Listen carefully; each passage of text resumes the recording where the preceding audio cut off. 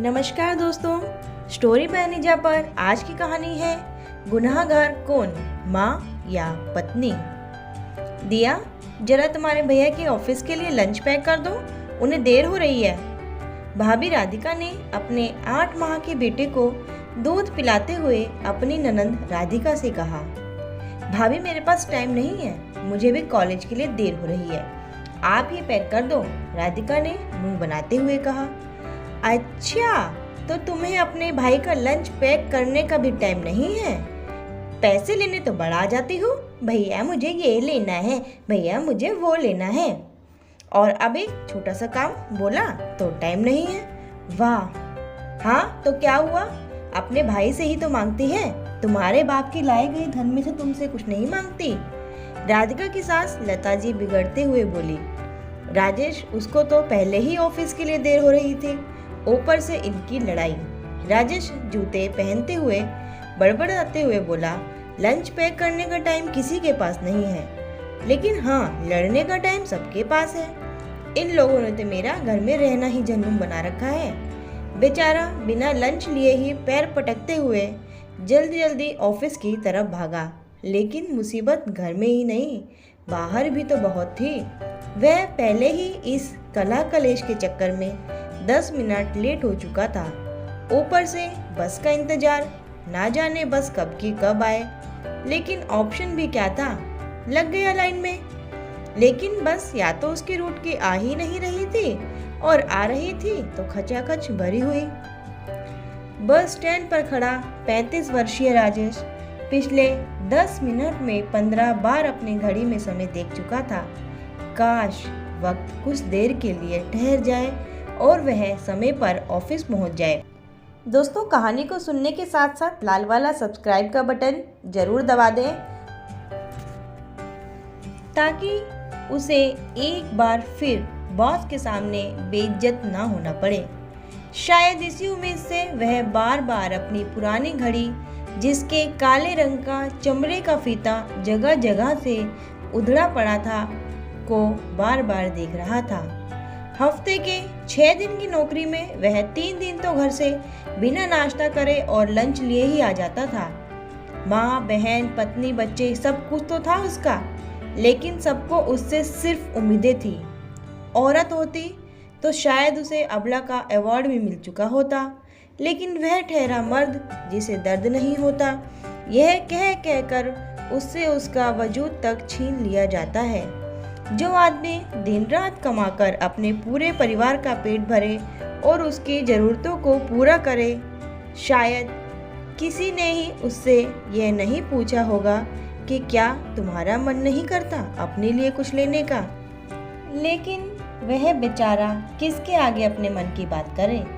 पिछले 15 सालों की नौकरी में एक ख्वाहिश मन में लिए आज तक अपने जूते घिस रहा है कि एक दिन पैसे जोड़कर अपनी खुद की बाइक जरूर लूँगा, लेकिन कैसे लेगा?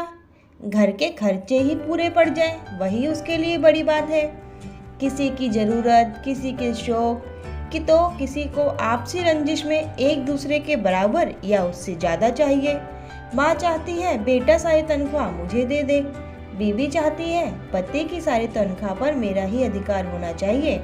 बहन, उसे हर वो चीज चाहिए जो भाई भाभी के लिए लाया है, और अगर भाई अपनी बहन के लिए कुछ ले आए तो भाभी के मनाने के लिए कुछ चाहिए।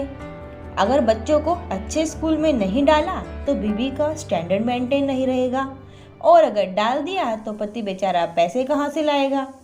पत्नी है, नौकरी करना चाहती है, माँ करने नहीं देती, और अगर कर भी ले तो पत्नी साफ साफ कह देती है कि मैं अपनी तनख्वाह में से घर खर्चे में कुछ नहीं दूंगी।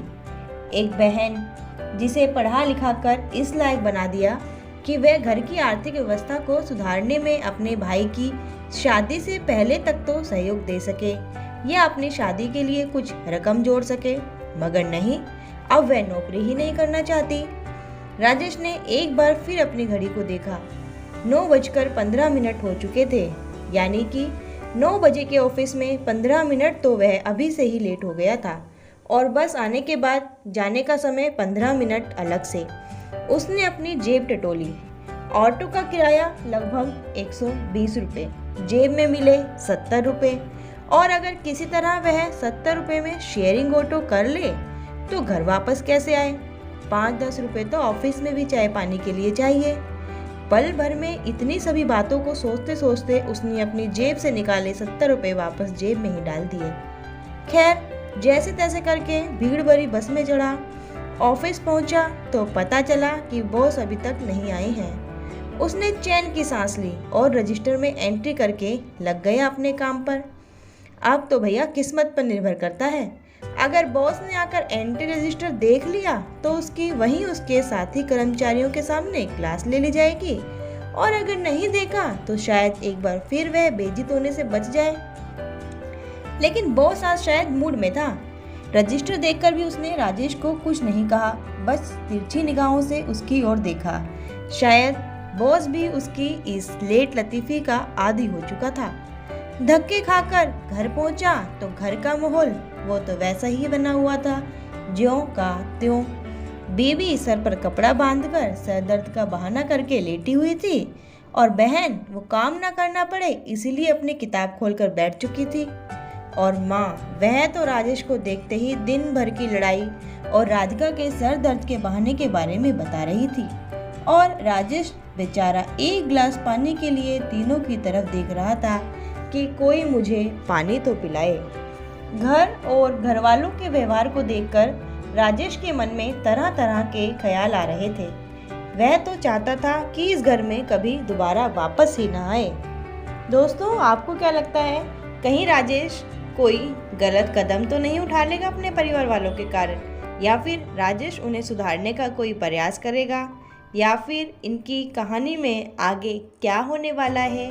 जानने के लिए देखिए कहानी का दूसरा भाग, और प्लीज़ हमारे चैनल को लाइक, शेयर, सब्सक्राइब कर दें, बेल आइकन को प्रेस कर दें ताकि अगली कहानी का नोटिफिकेशन आपको सबसे पहले मिल सके।